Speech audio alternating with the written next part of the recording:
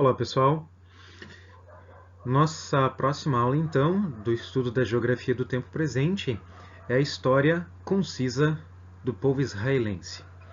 Essa aula tem como objetivo discutir um pouquinho a respeito da questão do Oriente Médio, em especial dessa relação que existe entre o Estado de Israel, que é uma das nações mais poderosas do Oriente Médio, com os Estados Unidos e toda essa questão que existe, que nós recorrentemente vemos, das brigas que existem entre israelenses e palestinos.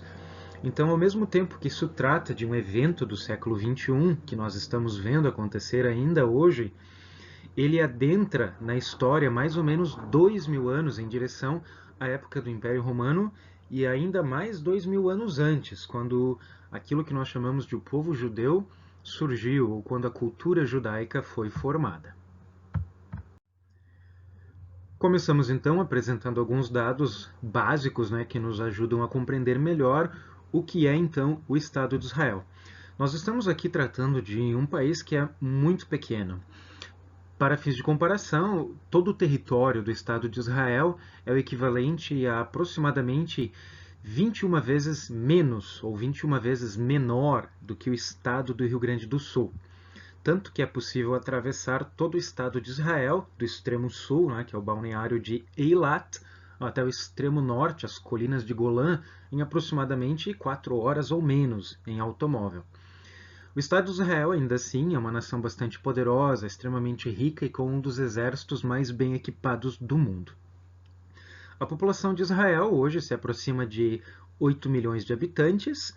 A capital é Jerusalém, pelo menos a capital aceita pelos próprios cidadãos israelenses, enquanto internacionalmente ainda há uma discussão, porque há nações que não aceitam Jerusalém como a capital de Israel, especialmente por questões religiosas. Nesse caso, a maior parte das nações islâmicas rejeita que Jerusalém seja a capital de Israel. Mas, obviamente, como o que define a capital é o povo e o governo, via de regra, então, Jerusalém é a capital do Estado de Israel. O dinheiro deles é o shekel, que é vantajoso para o brasileiro, que viaja para lá, uma vez que o shekel é muito próximo do real. Um real e um shekel são praticamente a mesma coisa. Então, o brasileiro que viaja, ele não costuma perder muito na troca do dinheiro ali. As línguas oficiais são o hebraico e o árabe, por causa dos dois grandes grupos que moram na região, que é o israelense que fala o hebraico e o palestino que fala o árabe. E claro, essa questão religiosa, ela sempre é relevante, quando nós estamos tratando daquela região que é o berço das três grandes religiões monoteístas.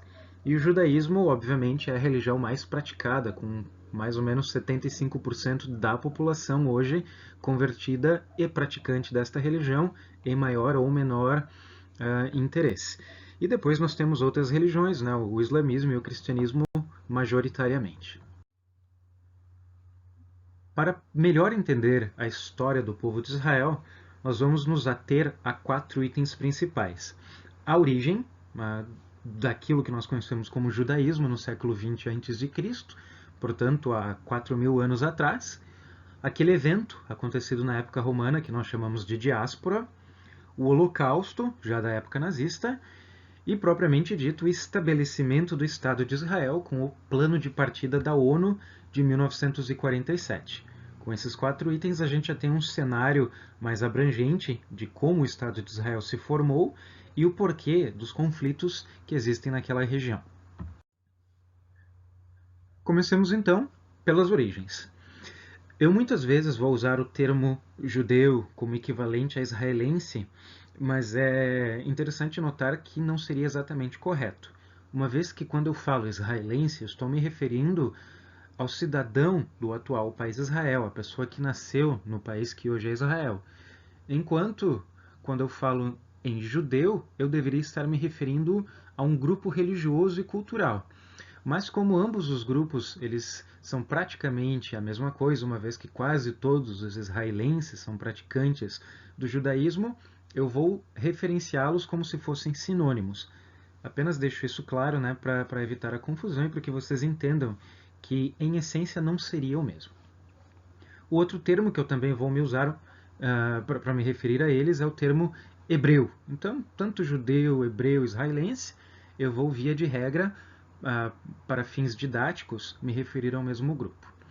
Pois bem, o povo hebreu ele é um grupo semita, ou seja, eles pertencem ao subgrupo étnico que nós conhecemos como semita, que são originários da Mesopotâmia, lá por volta do século 20 a.C. Esse grupo hebreu, que surgiu então na Mesopotâmia, na região que muito provavelmente hoje seria próximo do Iraque, e migrou lá desta região do Iraque para a costa do mar Mediterrâneo, que seria o atual Estado de Israel, no segundo milênio antes de Cristo. A região para a qual eles migraram era conhecida naquela época como Canaã, e o território de Canaã já tinha uma série de outros povos ali morando, como os amorreus, os amalequitas, os hititas, os jebuseus e tantos outros. Da mistura deste grupo semita, que migrou para lá com os habitantes de Canaã, surge o chamado povo hebreu. E nós temos aqui uma história bem interessante, não é? Que é a história de um personagem chamado Abraão. Para fins, digamos assim, religiosos, Abraão é considerado como o pai da fé judaica.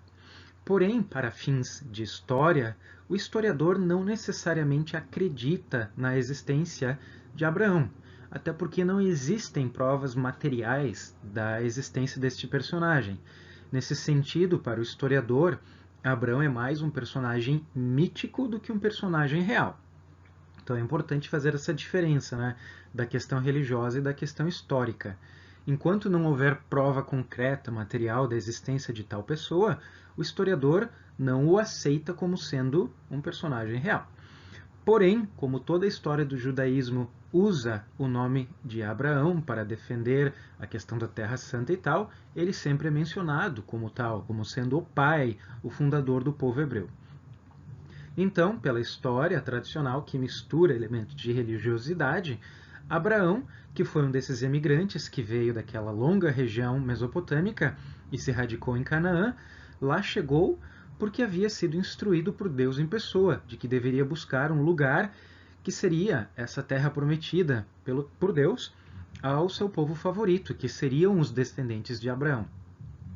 Inclusive, nós temos aquele texto bíblico bastante conhecido do Antigo Testamento, que Deus disse a Abraão: olhe para as estrelas do céu, você consegue contá-las? Os teus descendentes serão tão numerosos quanto essas estrelas. E esse povo, então, seria o povo judeu. Logo depois de Abraão, nós temos uma outra história que é bastante interessante, bastante recorrente, que é a história da escravidão dos hebreus no Egito. O Egito, vizinho do território de Canaã, foi a maior potência militar e política da antiguidade e conquistou uma série de territórios vizinhos, inclusive o território de Canaã. E neste período os judeus acabaram sendo escravizados. Conta então a tradição que, liderados por Moisés, que foi um dos emissários, um dos profetas de Deus, eles conseguiram fugir deste cativeiro e retornaram então para sua terra prometida, Canaã, aonde posteriormente eles viriam a se tornar um dos maiores reinos daquele período da história. O reino, então, dos judeus, que viria a se tornar Judéia ou ainda o Império Hebreu, naquela época tornou-se bastante forte, inclusive venceu militarmente uma série de combates. Alguns dos reis mais importantes deste período foram Saul, depois Davi e depois o seu filho, Salomão, que foi o construtor daquele que é considerado um dos maiores edifícios da história antiga, que é o famoso Templo de Salomão. Porém, isso não significa que os hebreus não foram conquistados também por outros países, e de fato foram. Depois dos egípcios, os babilônios, os persas, gregos e também os romanos conquistaram sumariamente aquela região. E é dentro desse período do Império Romano que acontecem alguns dos eventos mais interessantes da história do judaísmo e de toda a civilização ocidental, porque é dentro deste cenário de domínio romano do território da Judéia que nós temos a história da vida de Jesus Cristo, dos seus discípulos e tal, e portanto todo o surgimento da cultura ocidental que seria a base do comportamento da humanidade nos 2000 anos seguintes. A nossa sociedade brasileira, ela está firmemente enraizada em comportamentos que são oriundos dessa questão cristã. Portanto, tudo o que acontece nessa época viria a influenciar o mundo nos milênios seguintes. Pois bem, o domínio romano da Judéia começa no ano 64 a.C., quando o general romano Pompeu conquistou Jerusalém. E esse domínio vai se estender por mais ou menos 140 anos até o ano 70, quando outro general, Tito, ele acaba destruindo o Templo de Salomão e os judeus então perdem o seu território sagrado, no qual eles viveram por séculos. Bom, nesse período romano, uma série de revoltas eram feitas pelos judeus contra os seus invasores, como normalmente nós veríamos acontecer em qualquer país que é dominado por um invasor, a população vai querer se rebelar, não é verdade? E dentro desse período romano, várias foram as revoltas judaicas. Uma das mais conhecidas foi a revolta dos irmãos Macabeus. Inclusive, até hoje, para quem visita lá a região, a cerveja mais conhecida de Israel. Eles não são famosos pela sua produção de cerveja, mas eles têm uma cerveja local que se chama Maccabi.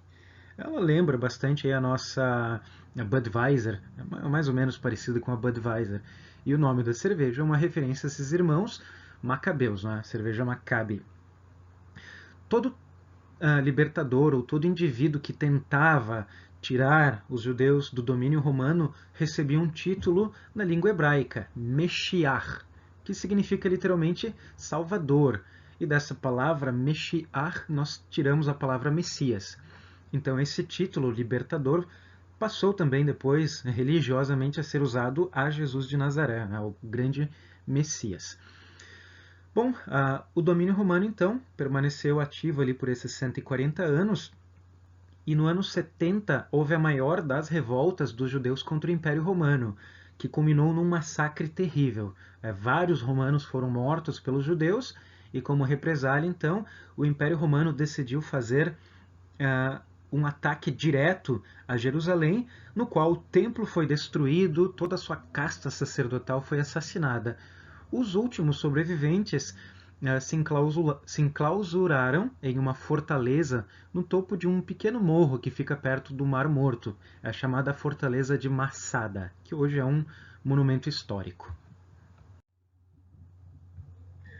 Então, durante este período pós-diáspora, a comunidade hebraica então se espalhou pela Europa, não é? E durante esses 2000 anos seguintes, desde o século I até mais ou menos a nossa geração, o judeu passou por maus bocados. Vejam que nós estamos falando muito nessa época da questão racial negra, não é? O Black Lives Matter e tal. E realmente existe um racismo estrutural muito grande na sociedade, especialmente dos Estados Unidos. Porém, quando nós olhamos para a história da humanidade, o antissemitismo sempre foi muito mais violento do que essa questão racial negra. Até porque a escravidão do africano ela começa no século XVI, mas a perseguição ao judeu como nação por ser judeu apenas vem lá do século I, tem 2000 anos de história.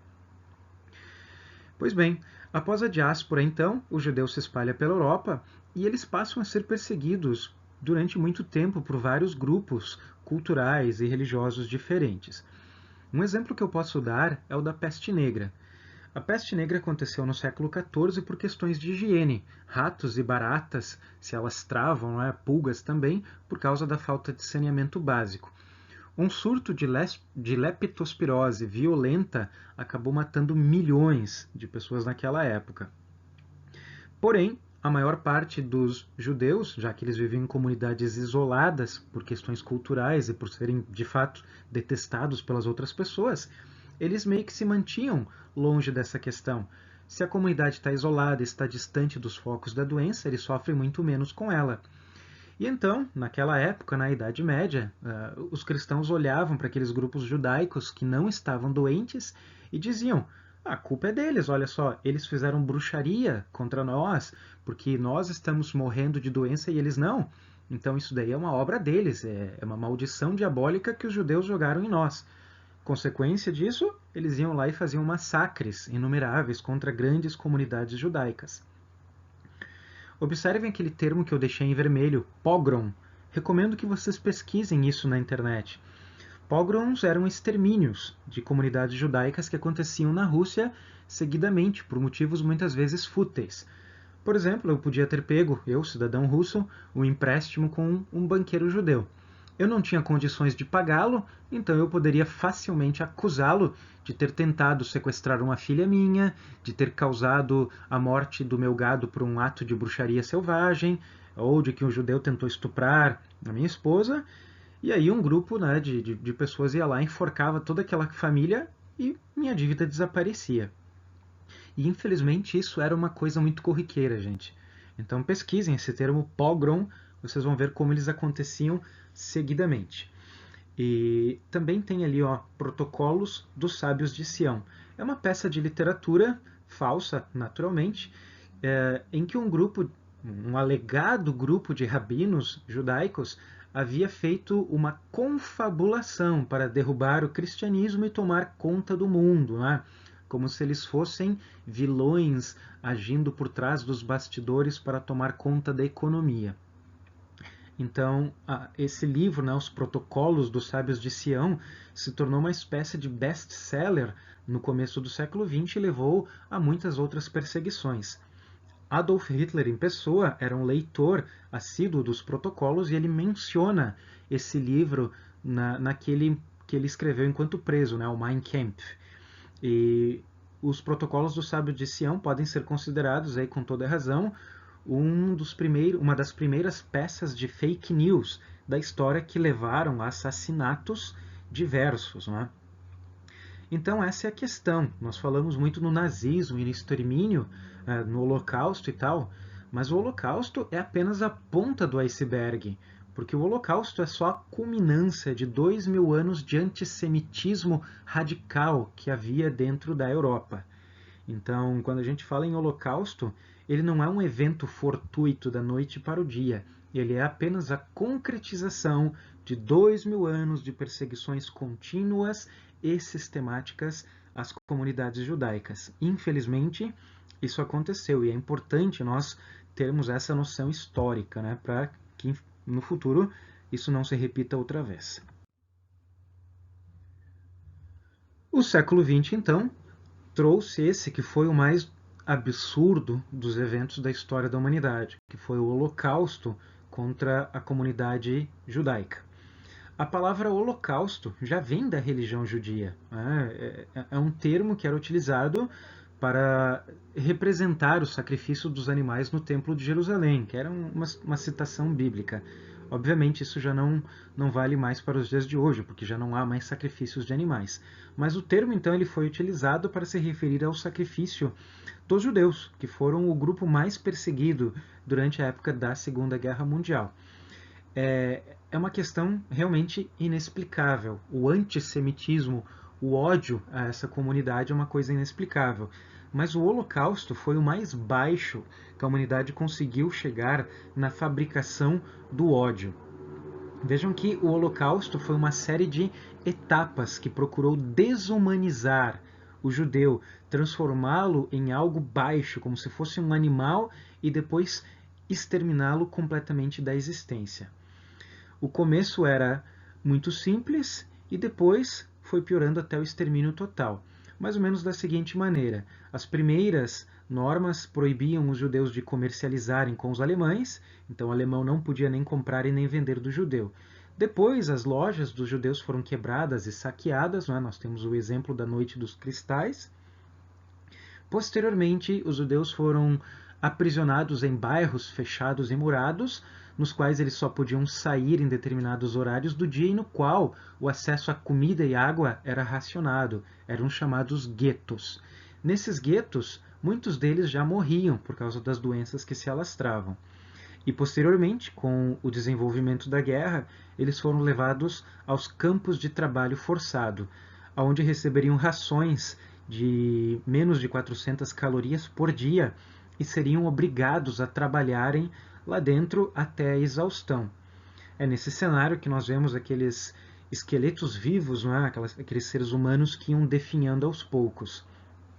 E à medida que eles eram mortos, eles eram cremados nos fornos.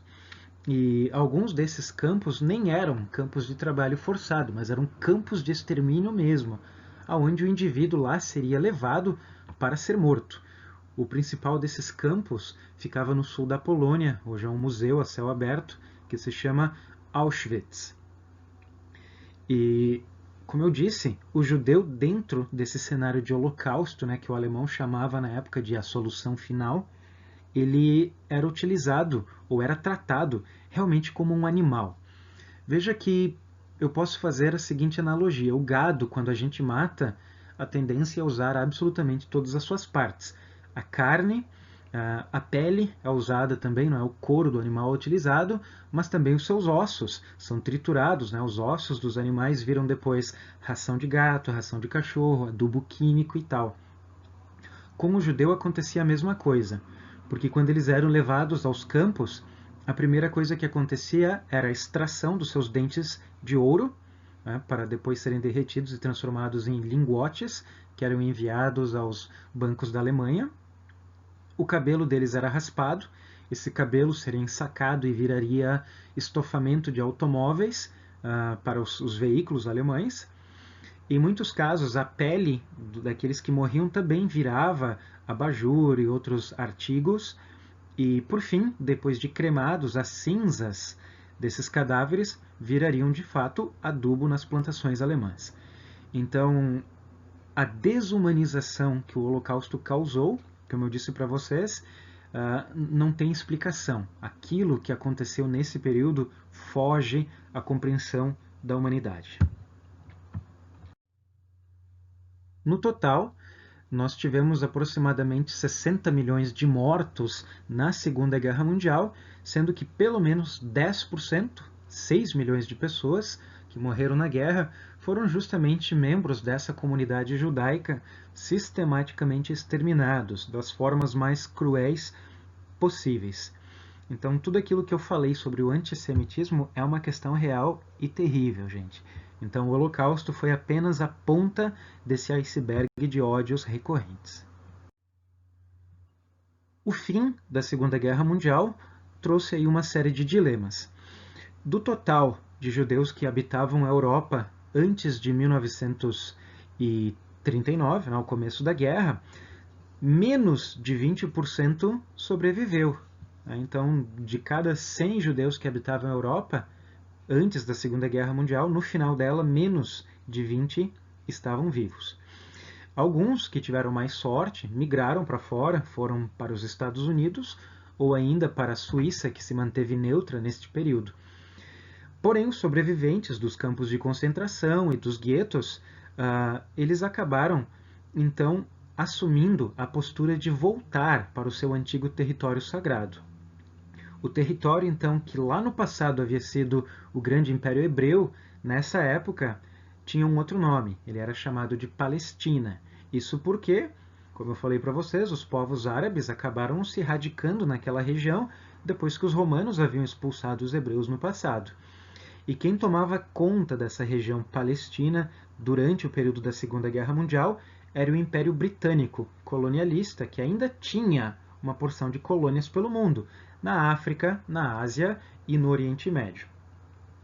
A ONU, vocês sabem que foi fundada logo depois da Segunda Guerra Mundial, e uma das primeiras resoluções da ONU foi justamente resolver o problema do judeu.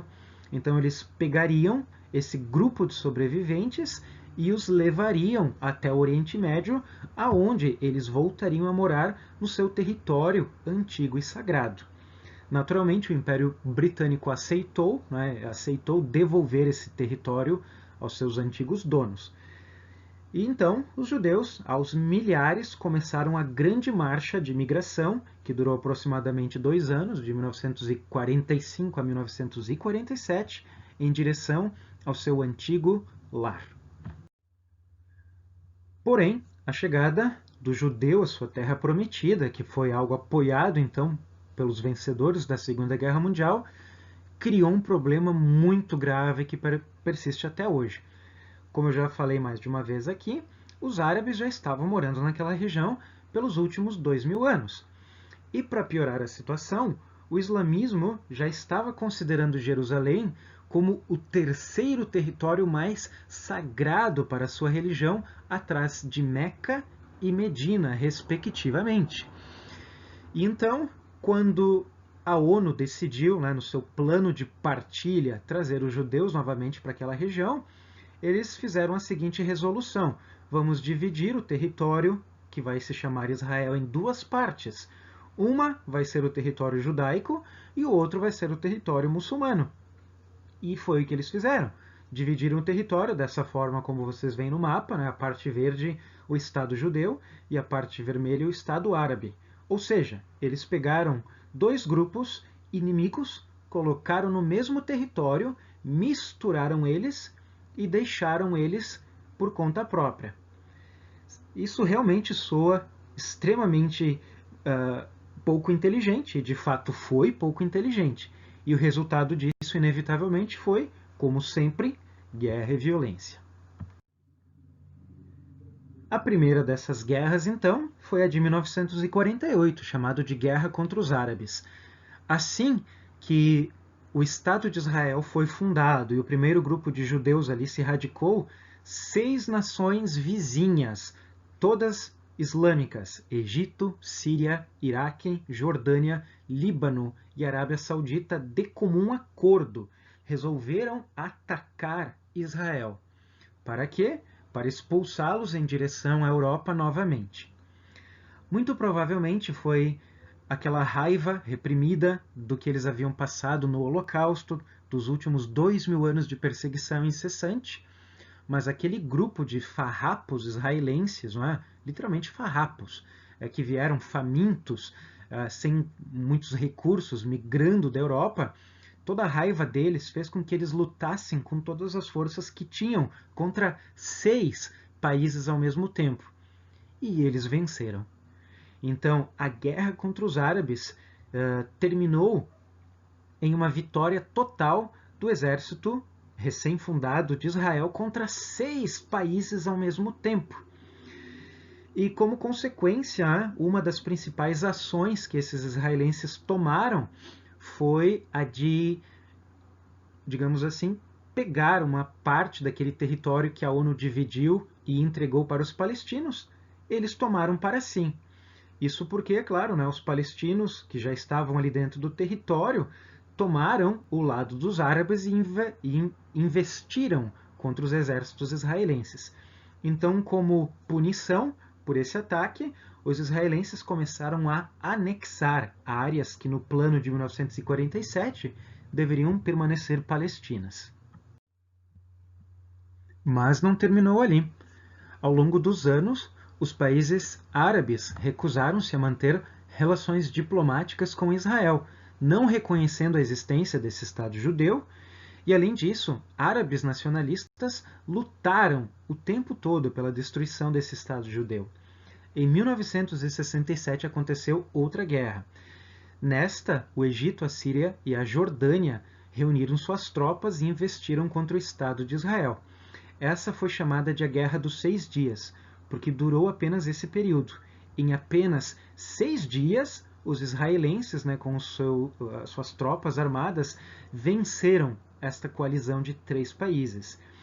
E essa é considerada uma das maiores vitórias militares do século XX, pois pensa bem, apenas 6 dias para um exército de um país que, como eu disse, é 21 vezes menor do que o Rio Grande do Sul. Apenas 6 dias eles precisaram para vencer 3 exércitos, sendo que um deles, o exército do Egito, era o maior exército do continente africano na época. Então, a Guerra dos 6 Dias ela é tida como uma das maiores vitórias militares do século XX. E aí nós poderíamos pensar, bom, agora os árabes, eles vão se acalmar e vão deixar ali os israelenses viverem em paz. Mas não foi o que aconteceu. Em 1973 aconteceu mais uma tentativa dos árabes de atacarem Israel e expulsarem eles de volta para a Europa, tomando conta de toda aquela região. Foi a chamada Guerra do Yom Kippur. Yom Kippur é um feriado religioso. é o principal feriado religioso do judaísmo. É o equivalente ao nosso Natal, né? É um dia especial para eles, é um feriado nacional. E nesse dia, então, as tropas do Egito e da Síria cruzaram a fronteira em direção a Israel para atacá-los mais uma vez. Essa guerra já esteve imersa dentro de um cenário de Guerra Fria, porque o Egito e a Síria estavam sendo apoiados pela União Soviética, uma vez que tanto o Egito quanto a Síria estavam tendo relações muito próximas com o mundo comunista. Enquanto os Estados Unidos apoiaram abertamente o Estado de Israel, que estava muito próximo do mundo neoliberalista ou capitalista. Então a guerra do Yom Kippur, apesar de as bases dela serem bases religiosas, né, como todas as outras guerras da região, ela também teve esse viés de Guerra Fria, esteve dentro deste mundo da Guerra Fria. Pois bem, como esperado, né, e como todas as outras guerras da região, o Estado de Israel venceu novamente os seus inimigos. Mais uma vez o Estado de Israel venceu. Aliás, desde a fundação em 1948, Israel não perdeu nenhuma guerra. Todos os seus vizinhos foram sumariamente humilhados cada vez que eles tentaram atacar esse país. Então, nesse sentido, né, eu já estou dando uma opinião bem pessoal minha, eu respeito muito, né, a bravura do israelense que, morando num lugar tão pequeno, com pouco acesso à água potável, eles desenvolveram tropas e forças armadas tão relevantes a ponto de nunca terem perdido uma guerra.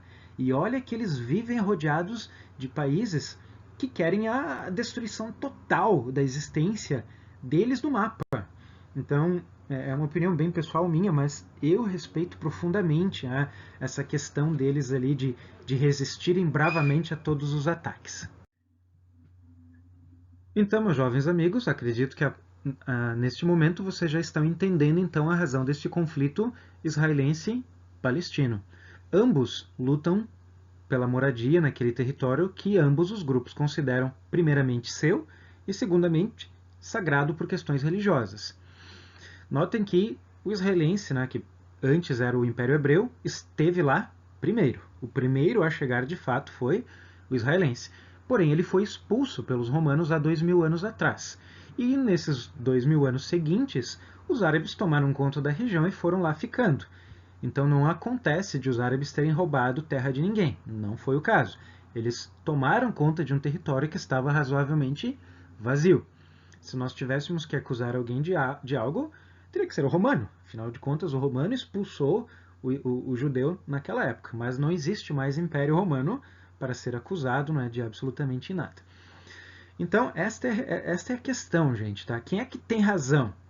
É muito difícil de dar essa resposta, porque um povo está morando ali há 2000 anos. E o outro povo esteve morando ali por 2000 anos antes deste outro povo. Então, quem é que tem razão exatamente? Ambos. Ambos têm razão. Então, é muito complicado ter um parecer definitivo sobre essa questão do conflito. Mas o fato é que não houve paz em Israel desde a sua fundação em 1947.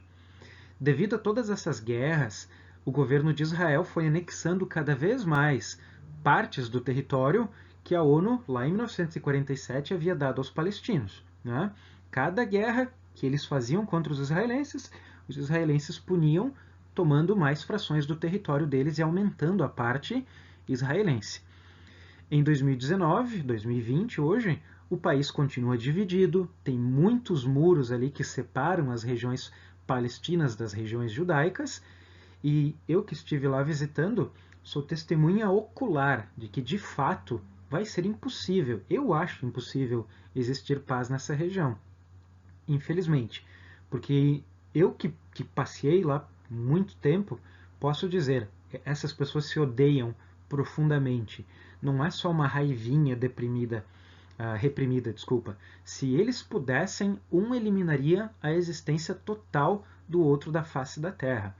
Eles realmente são inimigos mortais que foram obrigados a conviverem por uma decisão ali mal pensada da ONU na década de 40. Então, haver paz vai ser muito difícil.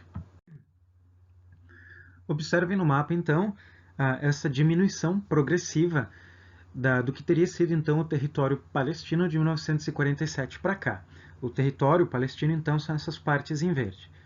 Em 1947 eles eram donos então de 100% da região, uma vez que o Império Britânico tomava conta daquela parte do mundo e os judeus ainda estavam dentro da Europa iniciando o seu retorno à Terra Prometida. No plano de partilha, então, uma metade, essa parte branca aqui, ficou então para o israelense e o restante para o palestino. Como consequência de todas essas guerras e ataques que praticamente a cada ano acontecia, os israelenses então foram diminuindo lenta e progressivamente as áreas palestinas como retaliação. E hoje o que nós temos então é que o território palestino ficou restrito a apenas duas áreas. Uma aqui, ó, na faixa do mar Mediterrâneo, que nós chamamos então de faixa de Gaza, e o restante, então, essa mancha urbana que se estende pelo centro do Estado de Israel, que é conhecida como Cisjordânia. E então, por causa dessa diminuição de territórios palestinos, é que vem aquela acusação de que o judeu está roubando terras do palestino e, portanto, ele é um terrorista. Porém, por outro ponto de vista, se nós observarmos o decorrer da história, nós vamos ver que, na verdade, o hebreu, né, o judeu, ele também passou pelo mesmo processo. Ele teve o seu território sumariamente diminuído ano após ano. Vejam que lá no ano 1000 a.C., o antigo reino hebraico, ele era gigantesco. Ele ia do sul do Egito, da região que nós chamamos ali de deserto, do Negev e tal, e se estendia até partes do que hoje é o Líbano e a Síria. Era um país muito grande. Porém, após invasão, eles foram perdendo cada vez mais território. Até que, na época do mandato britânico, na década de 20, o território estava menos de um quarto do que ele era no passado. E hoje ele é cerca de um sétimo do que ele foi naquele período. Então, todo o grande reino judeu também foi sendo removido deles no passar das eras. Então, ao mesmo tempo em que se os acusa de terem tirado os territórios que a ONU havia dado aos palestinos, também eles, judeus, tiveram seu território sumariamente removido de suas mãos no decorrer da história. E aí eu volto a repetir, quem é que tem razão? Ambos têm fortes argumentos para defender que estiveram lá por muito tempo e que aquela terra lhes pertence. Então é muito complicado assumir uma única posição assim, né, sem pensar bem ambos os vieses. Mas naturalmente, né, cada um de nós vai ter a sua posição. Eu tenho a minha, né, que é apenas uma posição minha. Eu sempre fui um defensor, como já ficou claro, não é, do Estado de Israel. Sou um grande admirador da cultura deles e tal. Mas também entendo a questão do palestino, entendo o lado do palestino e defendo uma solução diplomática que leve em consideração a necessidade que ambos têm de ter segurança e casa para morar. Aqui está então o mapa atual do Estado de Israel com algumas das principais áreas em que nós podemos encontrar palestinos morando. Primeiro, a faixa de Gaza, que é um território extremamente perigoso, né? Inclusive é fechado para nós turistas, a gente não consegue entrar na faixa de Gaza. Depois nós temos a Cisjordânia, né, que em inglês se chama West Bank. Ali sim, ali os turistas visitam seguidamente, até porque tem uma série de pontos turísticos de interesse, inclusive para os cristãos. Por exemplo, a cidade de Belém, onde Jesus teria nascido, fica dentro da zona palestina.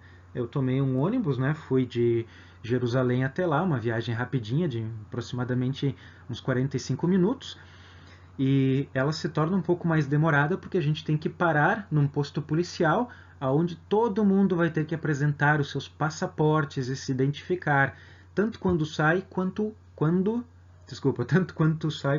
entra, não é? Nós temos que nos identificar com os passaportes ali.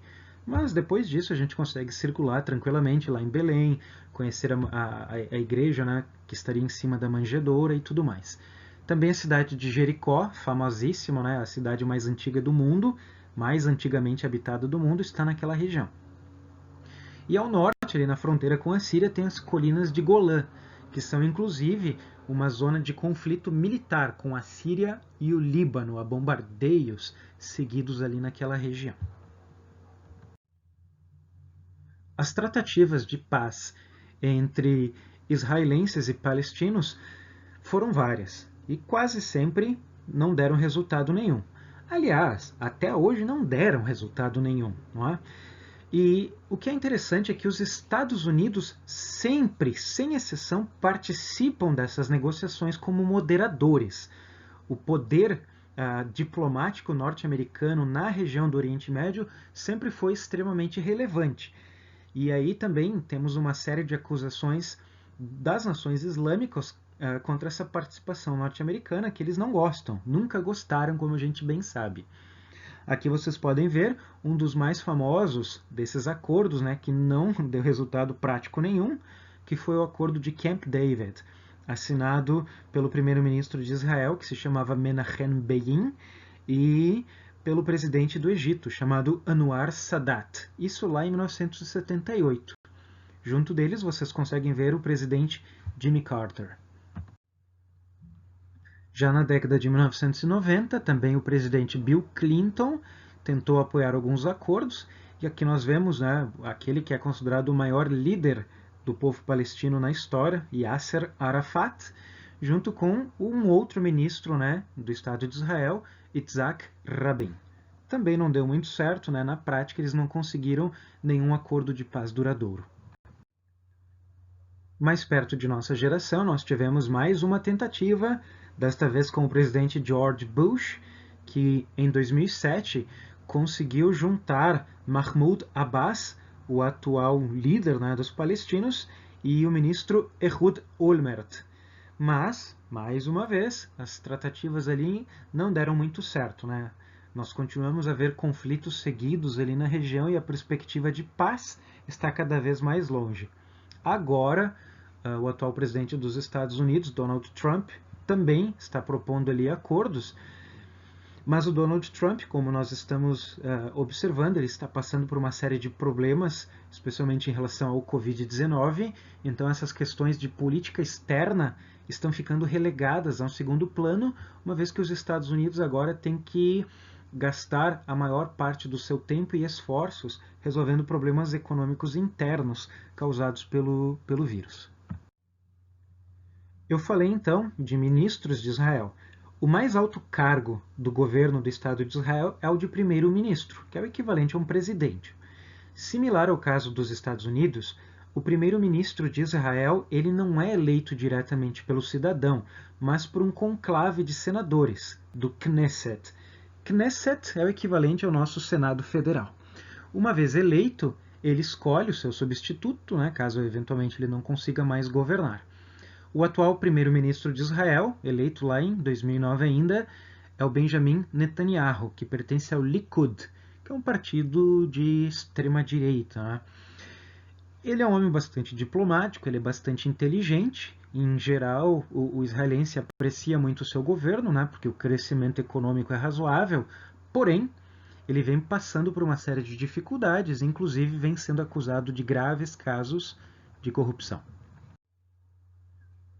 Netanyahu sempre manteve o Estado de Israel muito próximo dos Estados Unidos, o que é algo muito bom para o país, porque, como eu disse, eles sofrem violência dos seus vizinhos, né, o tempo todo. Todas as nações da volta do Estado de Israel gostariam de destruí-lo. E o que mantém Israel de pé é justamente o apoio dos Estados Unidos e o fato de eles possuírem armas nucleares. Então observem aqui que praticamente todos os presidentes ou presidenciáveis aí da última década, Netanyahu sempre esteve muito próximo a eles, sempre visitou os Estados Unidos e esteve muito ativo nessa questão diplomática com a América do Norte. A relação do Brasil com Israel também é muito positiva. Nós vemos aqui Benjamin Netanyahu com 3 presidentes brasileiros, né? E ele sempre esteve, já visitou várias vezes o Brasil. A última vez, inclusive, foi há pouco menos de 2 anos atrás, por ocasião da eleição de Jair Bolsonaro. Ele esteve aqui presente, participando então da cerimônia de posse. Então o Estado de Israel sempre foi um parceiro muito amigável do Brasil. E essa é uma relação que é bastante positiva, né? A relação diplomática é positiva, né, quando ela é pacífica para todo mundo, todos saem ganhando. Para encerrar essa breve aula aqui, então, vou apresentar alguns dados importantes a respeito do Estado de Israel, que depois vocês devem ler com mais atenção, né, nessa sequência de slides que eu deixei no portal para vocês. A população, então, é de aproximadamente 8 milhões e alguma coisa, a maior parte dela é composta por judeus. O número de estrangeiros é de aproximadamente 166 mil pessoas. Então, é uma população razoável para o tamanho do Estado, e a maior parte dela é composta, então, de judeus. Os muçulmanos, que no caso seriam palestinos, e os cristãos são uma minoria. A maior parte dos fundos, né, do dinheiro que Israel obtém com o seu comércio, vem através do setor da tecnologia.